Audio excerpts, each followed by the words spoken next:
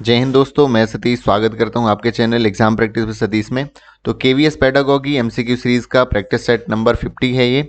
और लगातार हम प्रैक्टिस सेट आ रहे हैं, लगभग अभी तक 49 प्रैक्टिस सेट आ चुके हैं। ये है हमारा 50 नंबर का प्रैक्टिस सेट। तो इस वीडियो में हम काफ़ी कुछ नया सीखेंगे और हमारा काफ़ी सारा रिवीजन होगा। एनईपी से रिलेटेड भी हम क्वेश्चन लाए हैं। तो चलिए शुरू करते हैं आज की वीडियो बिना किसी देरी के। तो आज की वीडियो का पहला प्रश्न है, एनईपी 2020 के अनुसार स्कूल शिक्षा नियामक प्रणाली का लक्ष्य क्या होना चाहिए। एम पूछा है, goal of the school education regulatory system. तो रेगुलेटरी सिस्टम क्या होता है? जो स्कूल के रेगुलेशंस होते हैं, पूरा सिस्टम रेगुलेटरी सिस्टम कहलाता है। तो improve sports activities, to improve educational outcomes, to improve physical structure of school, to improve financial condition of school. तो शैक्षिक परिणामों में सुधार करना, जो कि एनईपी में एकदम क्लियरली मेंशन है कि स्कूल का जो गोल होना चाहिए, स्कूल रेगुलेटरी सिस्टम का, स्कूल का, वो क्या होना चाहिए? To improve educational outcomes. तो हमारे जो शिक्षा के परिणाम है, वो चाहे को करिकुलर एक्टिविटी हो, चाहे वो पढ़ने में हो बच्चा, उसके आउटकम्स में क्या करना है? इम्प्रूवमेंट लाना है। ये क्या है? हमारा उद्देश्य है। आगे देखते हैं, एनईपी 2020 के तहत प्रायोगिक शिक्षा में प्रस्तावित शैक्षणिक दृष्टिकोण चुनें।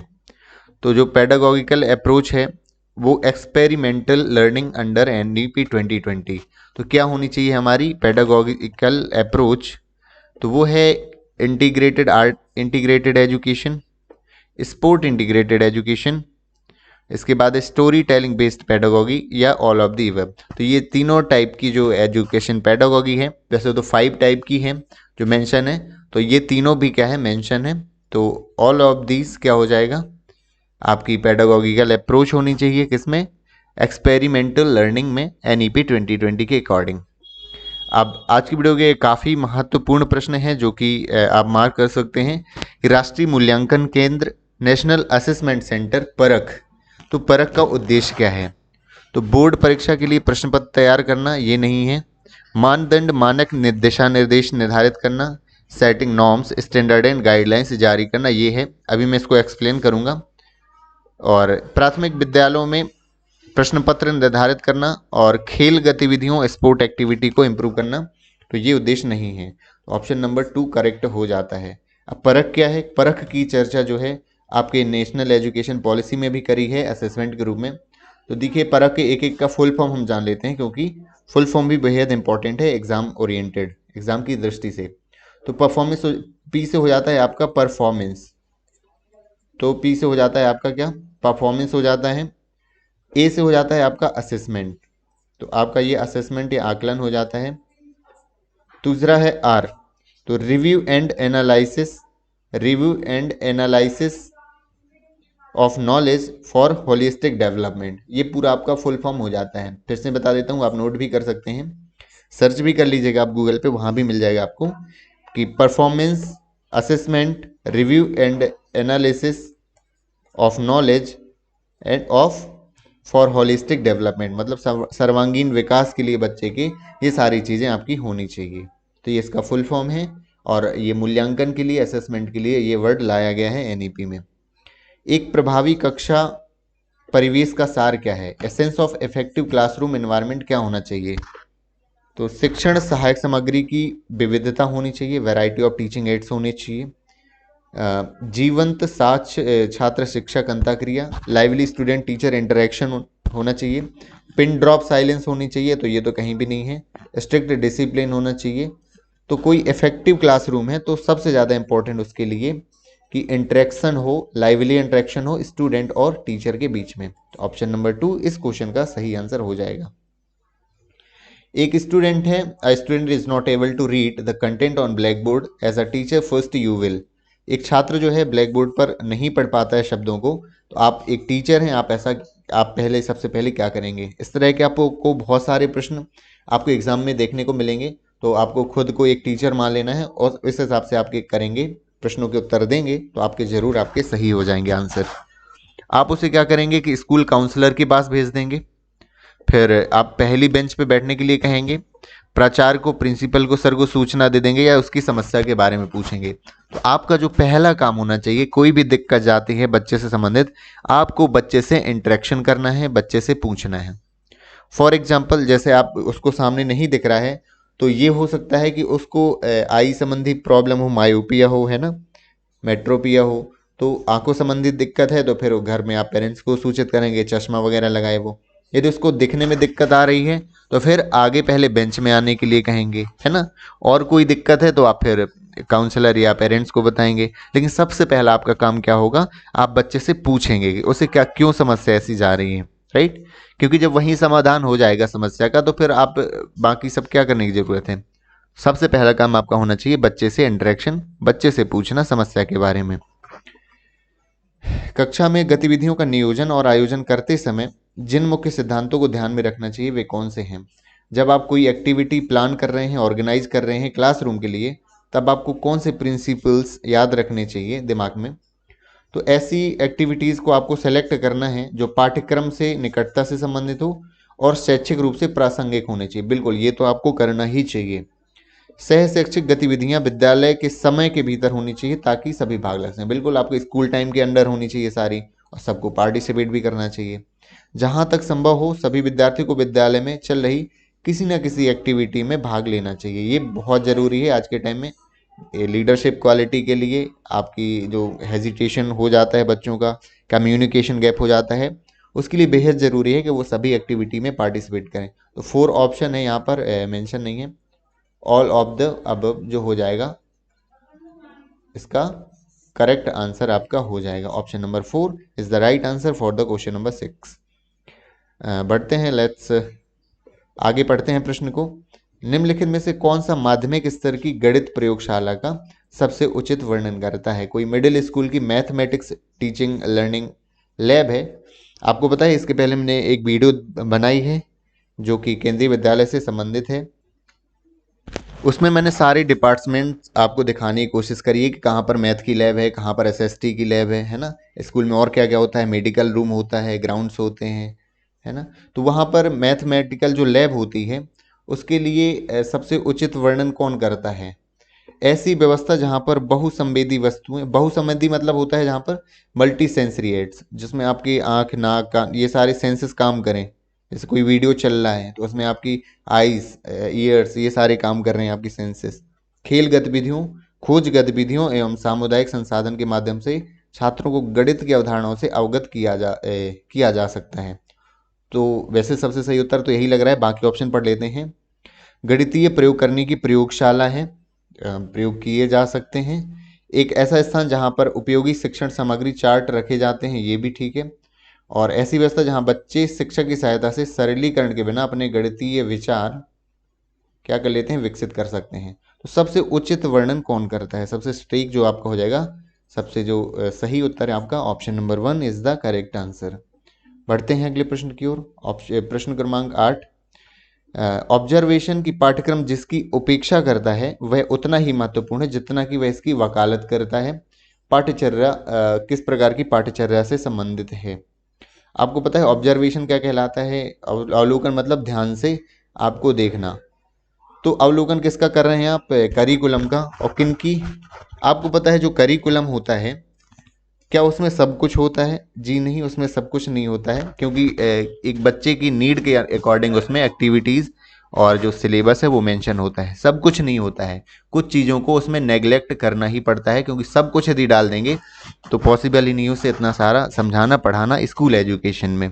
तो कुछ चीज़ों को नेग्लेक्ट किया जाता है और कुछ को वो एडवोकेट मतलब उसमें शामिल किया जाता है। तो जो नेग्लेक्ट किया जाता है ये सब किसका पार्ट होता है, ये है शून्य पाठ्यचर्या से, इसका मतलब नल करिकुलम से, जो कि पाठ्यचर्या का भाग नहीं होता है। जो एक्टिविटीज़ जो कि बच्चे खुद से सीखते हैं या आगे बढ़ के जब जीवन में लाइफ में सीखेंगे, तो वो जो पार्ट है वो नल करिकुलम में आएगा। आगे देखते हैं। प्रारंभिक बाल्यावस्था की देखभाल के लिए और शिक्षा के लिए, प्रारंभिक बाल्यावस्था की देखभाल और शिक्षा के लिए सबसे बड़ा सरकारी कार्यक्रम कौन सा है। तो ये है आपका, ये आपको याद रख लेना है, ICDS कहलाता है, integrated child development service scheme. ये किसके लिए है, अर्ली चाइल्डहुड के लिए। अर्ली चाइल्डहुड आप समझ गए किस कौन सी क्लास तक के लिए, जो कि 3 से 6 ईयर तक के जो बच्चे रहते हैं उनके लिए कार्यक्रम ये चलाया जाता है। वैसे तो 0 से 6 ही मान लिया जाता है, जो कि फाउंडेशन स्टेज कहलाती है। 0 से 6 तक की आपकी अर्ली चाइल्डहुड स्टेज कहलाती है। क्योंकि 3 से 6 ईयर तक के जो बच्चे होंगे वो एडमिशन लेंगे स्कूल में as a pre primary classes में और आंगनवाड़ी केंद्रों में जब 3 साल का बच्चा हो जाता है। बाकी आपने अभियान के बारे में सुना है, सर्व शिक्षा अभियान, और मध्याह्न भोजन मिड डे मील सुना है, एक राजीव गांधी क्रेच स्कीम भी थी एजुकेशन से रिलेटेड। आगे देखते हैं, इकाई योजना यूनिट प्लान जो किया जाता है सबसे उचित विशेषता बताइए। एक होता है देखिए लेसन प्लान, एक होता है यूनिट। आपको पता कोई एक यूनिट जिसमें बहुत एक से ज़्यादा लेसन्स होते हैं, उस इसका जो कंक्लूजन है वो पूरी यूनिट जो है कवर करती है, एक ही थीम बेस्ड पर रहती है। जैसे आप ईवीएस देखिए, ईवीएस जो रहती है क्लास 1 से 5 6 6 थीम्स रहती हैं, वो 6 यूनिट ही कह सकते हैं आप उसे। उसमें बहुत सारे लेसन्स पढ़ाए जाते हैं, चैप्टर्स पढ़ाए जाते हैं। तो ये है कि यूनिट प्लान में सबसे विशेषता क्या है यूनिट प्लान की। 10 से अधिक पाठ की योजना का संकलन है, बिल्कुल ऐसा कुछ है नहीं कि उसमें 10 होने चाहिए पाठ। प्रत्येक पाठ को सीखने सिखाने के लिए क्रियाकलापों का ब्यौरा है, बिल्कुल हो सकता है ये। विषय वस्तु के बड़े भाग की गहन योजना है, ये सही है। ये जो विषय वस्तु के बड़े भाग की एक योजना होती है, planning of large block of subject matter which are cohesive whole. तो 10 से अधिक पाठों का ये संकलन नहीं है। प्रत्येक पाठ को पढ़ाने के क्रियाकलापों का ब्यौरा नहीं, क्योंकि उसके लिए क्या किया जाता है, लेसन प्लान बनाया जाता है, यूनिट प्लान नहीं बनाया जाता। आगे देखते हैं अगले प्रश्न की ओर। उस कथन का चयन कीजिए जो शिक्षा में आईसीटी का सबसे अच्छा वर्णन करता है। तो आईसीटी का जो सबसे अच्छा वर्णन करता है वो आपको ऑप्शन चूज करना है। आपके ऑप्शन है कि आईसीटी शिक्षण अधिगम को अधिक प्रभावी बनाता है, और आईसीटी एक महंगी तकनीकी है, और आईसीटी वातावरण में विविधता उत्पन्न करने के लिए एक दायित्व के रूप में कार्य करता है। आईसीटी युवा शिक्षार्थियों को सुस्त बनाता है, लेथर्जिक बनाता है। तो आईसीटी का जो सबसे अच्छा है कि शिक्षण अधिगम को बहुत अधिक प्रभावी बनाता है। जब आप चैप्टर को पढ़ाते हैं, उसे प्रोजेक्टर के माध्यम से पढ़ाते हैं, एलसीडी के माध्यम से, तो बच्चा और अधिक सीखता है। जैसे एनवायरनमेंट से चैप्टर से रिलेटेड टॉपिक है, आप उसे एक रियल विजुलाइज करा सकते हैं उस कंडीशंस को, सिचुएशन को, तो बच्चा और अधिक सीखता है। सीखने में सुधार पर आकलन का बिंदु क्या है। तो focus of assessment on improvement is learning is. तो सीखने में सुधार जो है, सीखने के लिए सुधार जो है, सीखने के लिए आकलन, तो सीखने का आकलन, सीखने के रूप में आकलन, या औपचारिक स्थितियों से संबंधित आकलन। तो जब आप इम्प्रूवमेंट लाते हैं लर्निंग में किसी की, तो वो आप कहलाता है सीखने के लिए आकलन या फिर असेसमेंट फॉर लर्निंग। आइए इसे डिटेल में समझते हैं कि लर्निंग्स के टाइप होते हैं। ये आपको बहुत परेशान करते हैं ये टर्म की, assessment for learning, assessment of learning, assessment as learning. तो देखिए, जब बच्चा कोई पढ़ाई करता है, आप उसे पढ़ाते हैं, उसके बाद में जो असेसमेंट करते हैं, किसके लिए, उसकी ये जो प्रोग्रेस है, मान लीजिए ये प्रोग्रेस चल रही है उसकी, वो जानने के लिए, तो वो क्या कहलाएगा, असेसमेंट फॉर लर्निंग। ठीक है। अब जैसे आप खुद असेसमेंट कर रहे हैं, तो असेसमेंट से भी उसकी प्रोग्रेस हो रही है। आपको पता है जब आप खुद भी टेस्ट देते हैं, आप मान लीजिए टेस्ट दे रहे हैं, तो आपको टेस्ट से भी तो काफ़ी सारे नए क्वेश्चन मिल जाते हैं, सीखना होता है उससे, उससे भी आपकी प्रोग्रेस होती है, असेसमेंट होता है, सीखते हैं। तो उसे क्या कहलाएगा, लर्निंग, असेसमेंट ऑफ लर्निंग वो कहलाएगा। क्या कहलाएगा, असेसमेंट ऑफ लर्निंग। एंड एक और चीज़, मान लीजिए आपने कुछ सीखा है, ठीक है, और उसको खुद से ही आप सेल्फ असेसमेंट कर रहे हैं। आप सेल्फ असेसमेंट कैसे करते हैं, सेल्फ असेसमेंट जैसे आपने कोई टॉपिक पढ़ा, ये बड़ी क्लासों में ज़्यादातर होता है, टॉपिक पढ़ा, घर जाके उसे रिवीजन किया, तो आपको पता चल जाता है आपने उससे कितना सीखा। हो सकता है कुछ नहीं पता हो, तो वो आप क्या करोगे, अगले दिन जा कर के अपने टीचर से आप पूछेंगे वो टॉपिक जहाँ पर आपको डाउट है, तो वो क्या कहलाया जाएगा, असेसमेंट एज लर्निंग। तो आपको तीनों ध्यान रखना है। तो सीखने में आप सुधार कर रहे हैं, तो ये असेसमेंट फॉर लर्निंग होगा, क्योंकि प्रोग्रेस ये है, इस पर सुधार करने के लिए जो असेसमेंट करते हैं वो क्या कहलाएगा, आपका असेसमेंट फॉर लर्निंग कहलाएगा। सेम यदि ऐसा होता कि असेसमेंट के जरिए भी लोग सीखते हैं ना, जो बच्चा सीखता है असेसमेंट के द्वारा, है ना, तो वो कहलाता है असेसमेंट ऑफ लर्निंग। और इसके बाद असेसमेंट एज लर्निंग, ये मैंने आपको बता ही दिया है। उम्मीद है आपको समझ आ गया होगा। बढ़ते हैं अगले प्रश्न की ओर। अवलोकन विधि जो है किसके अंतर्गत आती है। ऑब्जर्वेशन मैंने बताया था आपको कि ऑब्जर्वेशन क्या कहलाता है, एक्चुअली जो सिंपल अर्थ है, ध्यान से देखना किसी चीज़ को, जो आपकी क्रिया चल रही है, एक्टिविटी सामने है ना, उसको ऑब्जर्व करना, ध्यान से देखना ऑब्जर्वेशन है। किसके अंदर? प्रयोगशाला में होता है, पर्याप्त स्थान है, स्वाभाविक परिस्थितियों में, नेचुरल कंडीशन, या कंट्रोल्ड कंडीशंस में होता है। तो ये होता है कि कंट्रोल्ड कंडीशंस में ये होता है क्या? ऑब्जर्वेशन जो होता है, क्योंकि कोई इसके लिए स्थान नियुक्त नहीं है। अब इनमें कंफ्यूजन आपको हो सकता है, लेकिन जो करेक्ट आंसर है वो क्या है? कंट्रोल्ड कंडीशंस है, क्योंकि ऑब्जर्वेशन के लिए आपको एक दिमाग में क्या है कि एक नियंत्रित परिस्थितियां होंगी, तब आप क्या ऑब्जर्वेशन कर पाएंगे। और ये मेथड जो लाया जाता है कहाँ पे?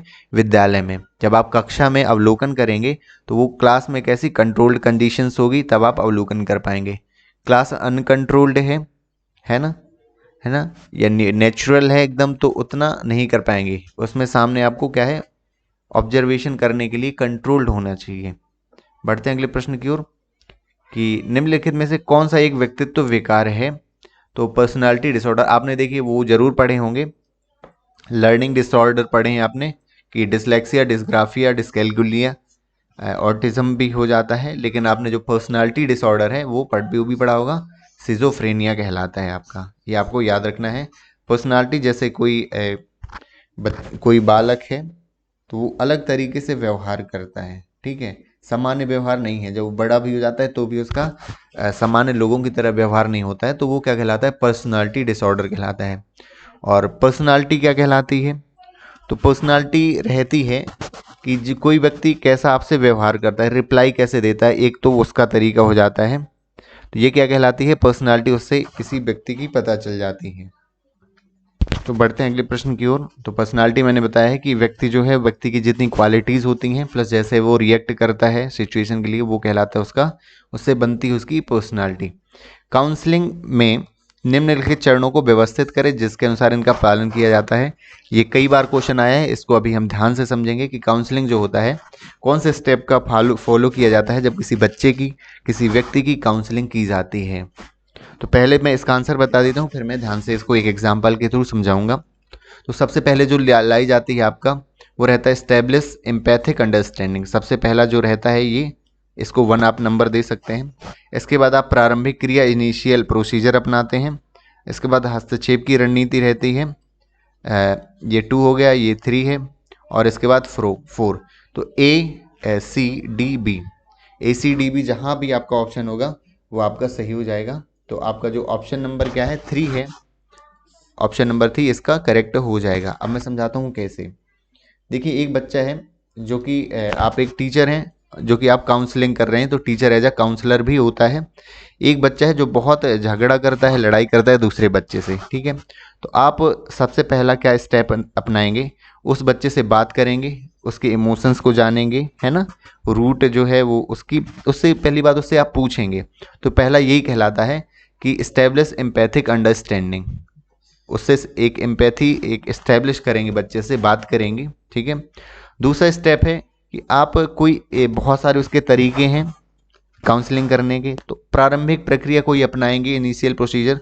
जैसे आप उसको किसी बच्चे के बगल में बैठा दिया कि एक बच्चा है किसी दूसरे बच्चे के बगल में, क्योंकि जिनसे वो लड़ाई कर रहा है, तो एक पहला काम ये हो जाना चाहिए कि आप उनको समझाएंगे थोड़ा सा, और क्या करेंगे? दूसरे बच्चे के बगल में बैठा देंगे। ये क्या हो गया? Initial process. अब इसको थोड़ा सा हम क्या करेंगे, यदि वो नहीं मानता है तो फिर क्या करेंगे? इंटरवेंशन स्ट्रेटजी, हस्तक्षेप की रणनीति, तीसरा स्टेप है। उसे थोड़ा सा स्ट्रिक्ट होकर समझाएंगे भी, और भी उसके इन्फॉर्म करेंगे पेरेंट्स को यदि वो नहीं मानता है।